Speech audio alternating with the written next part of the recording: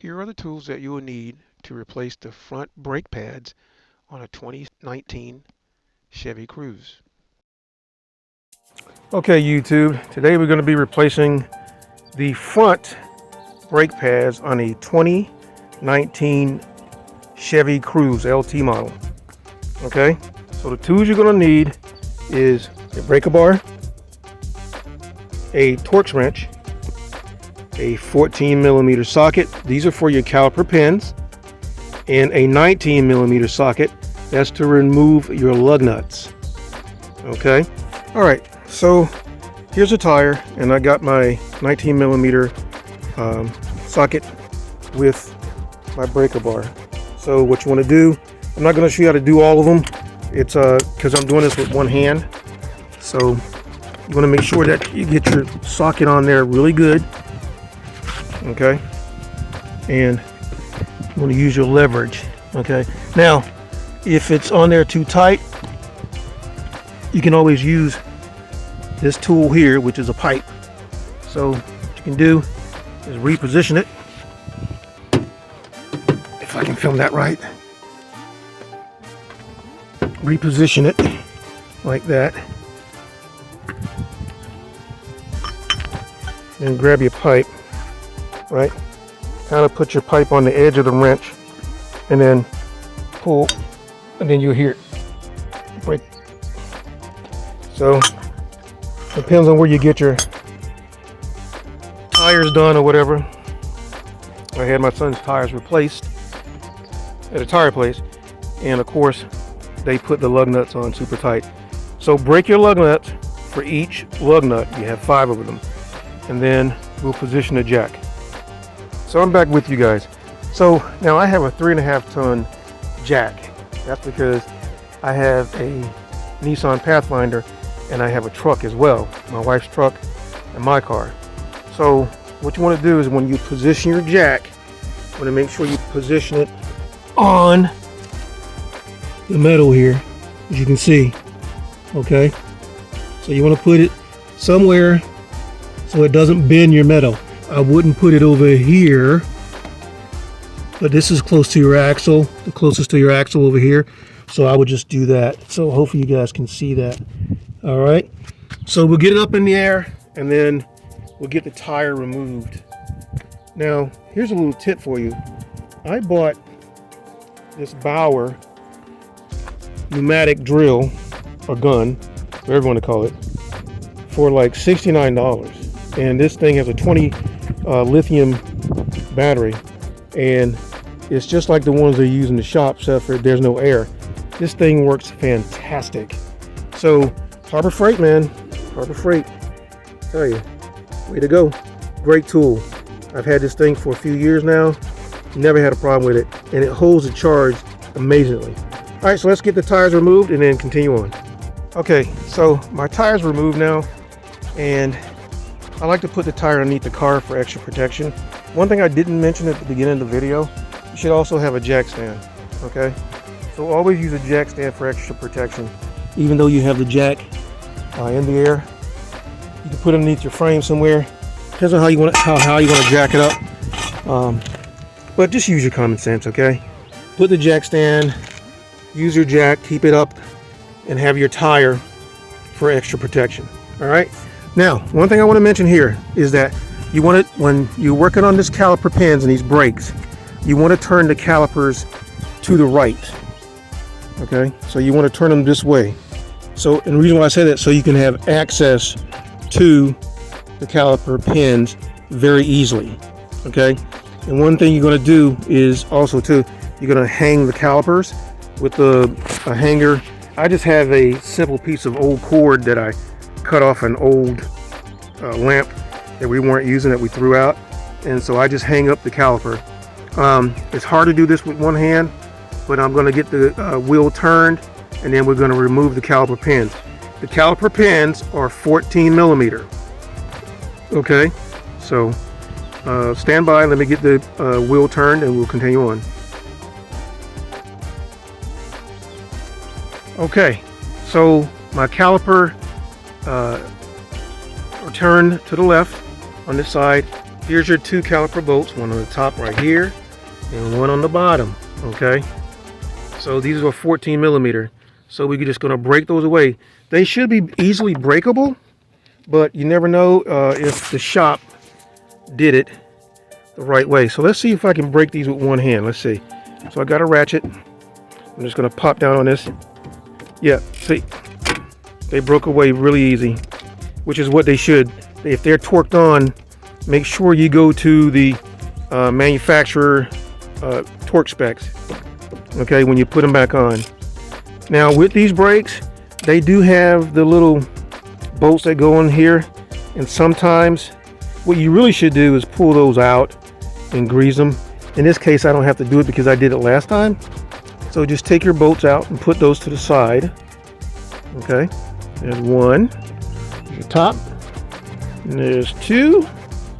That's your bottom. And these pins really doesn't matter because they're the same pins.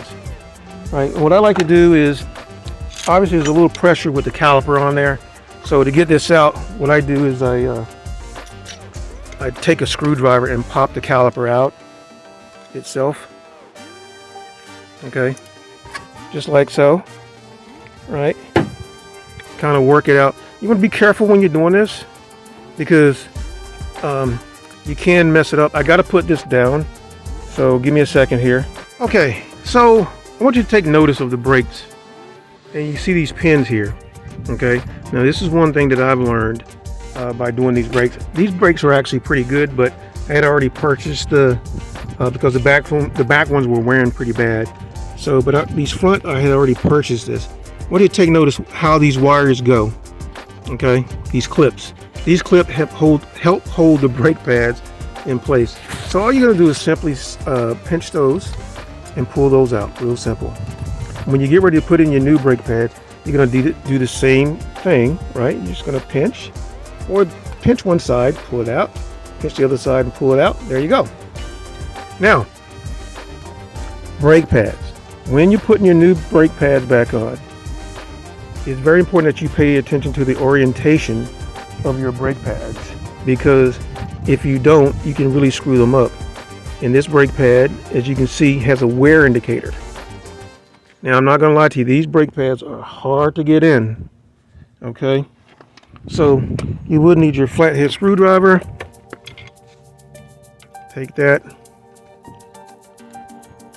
You see a lot of rust coming off the rotor there.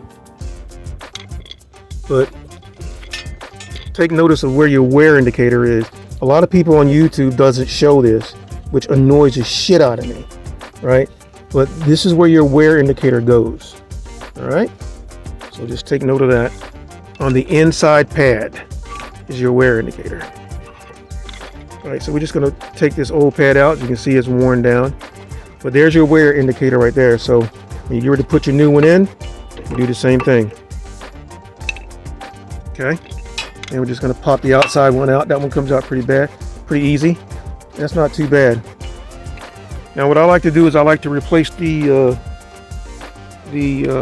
hardware that holds the pads in, and I have these new ones here. And you don't have to take off your bracket to do this. So regardless of what anybody says, you don't have to take off your bracket to do this. You can just simply take your screwdriver and pry them out like so. See, that came right off. And just remember, they go in the same way they came out when you get the new ones. There's no difference between the old one and the new one, okay? So goes in like that, right?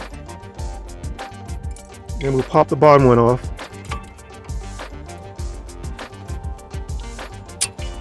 Bottom one comes off just like that. You can see there's a lot of dust and everything. Now we got to clean this up, right? So I'm going to use my, these are the indentations where the pads go.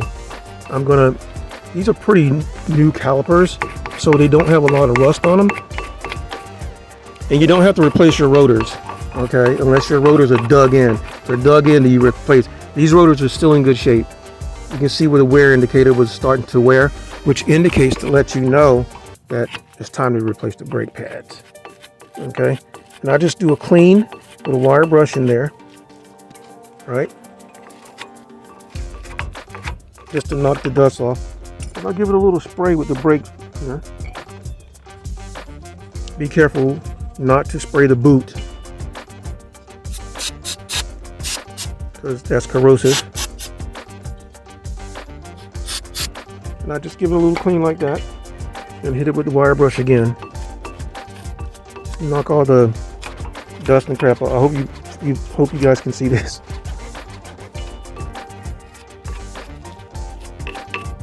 All right, that's really all it is to it. And then what I do is I just use some high temperature grease. Some people use silicone, but I use high temperature grease, so it's the same thing. All right, so I use this multi-purpose grease that I got from Walmart. It's a high temperature grease. So what you can use silicone if you wish, but basically it does the same job. So what you want to do is you want to grease inside where the brake pads go, these little tips here, right? And just be careful not to get it on the rotor itself. Use your common sense. Don't go splashing a ton of grease on these things, because dirt and stuff like that can get in there, and then that could cause issues as well.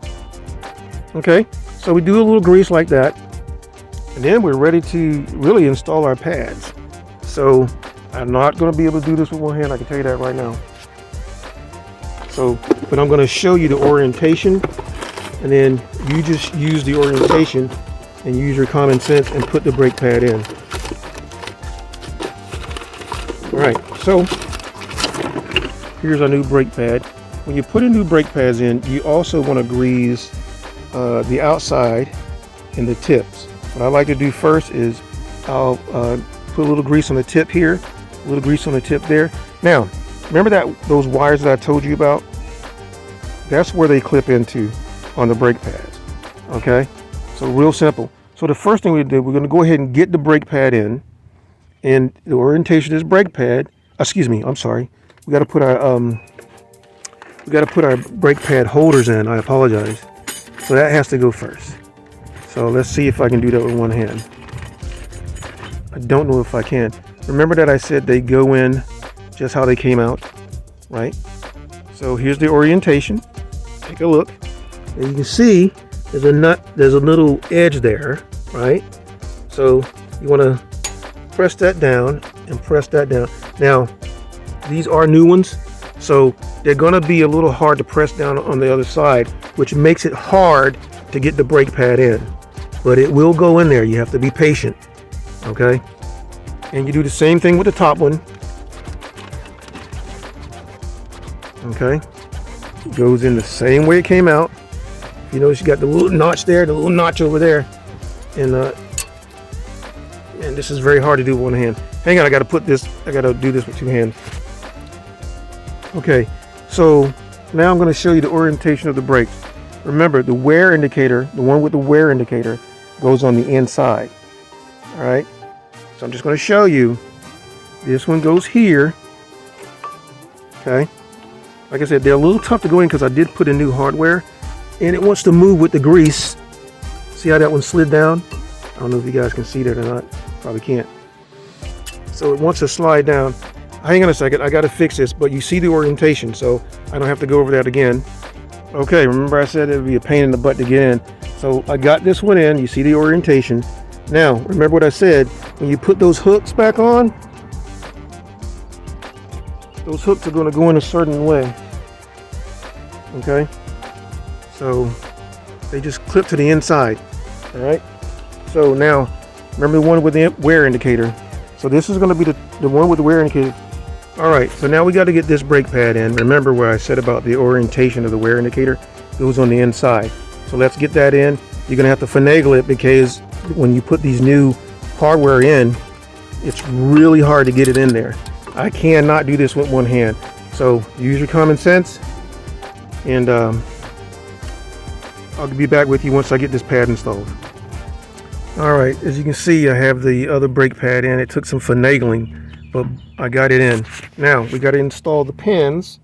Remember the pins that I was telling you about that help hold the brake pads in. Let me get those. Okay, so now to install these pins. Remember these guys? All right, as you can see, there's an opening right there where these pins go in at. Okay, they go in like that, but a little bit straighter than what I have it, and I don't have that incorrect. Well, God, I do. Oh, good job by me. So they go in there just like that. The bottom one is going to go in the opposite direction the same way. Okay, so you can see how they went. Okay, so the next thing we're going to do is going to push back the caliper piston.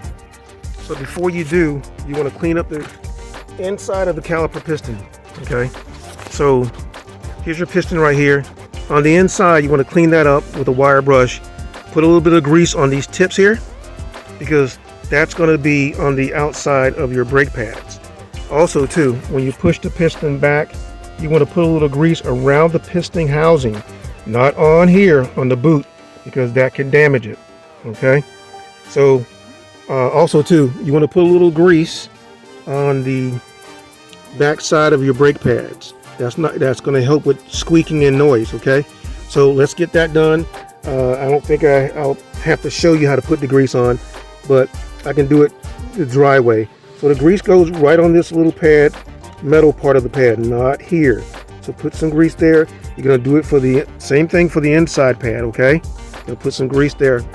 All right, so we're going to take the caliper. You're going to clean here with the wire brush. Remember what I said, scrub in there and clean inside there. All right, and put you a little grease in there.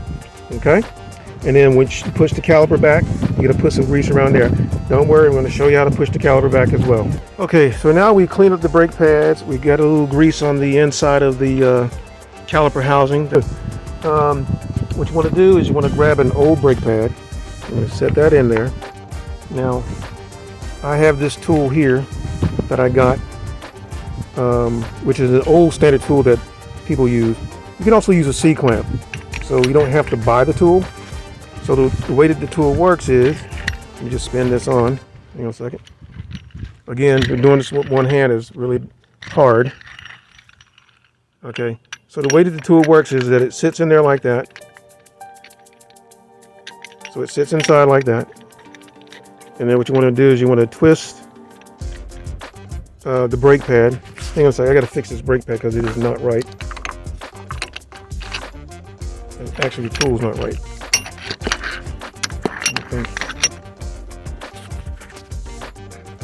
I know I'm driving you guys crazy by moving this tool around, but I can't help it. I'm trying to do this with one hand, so I don't have anybody filming. All right, so you take the tool and you press your piston back. This allows you to press the piston back evenly, okay? And I'm going to press it back till it gets flush, and then I'll be back with you.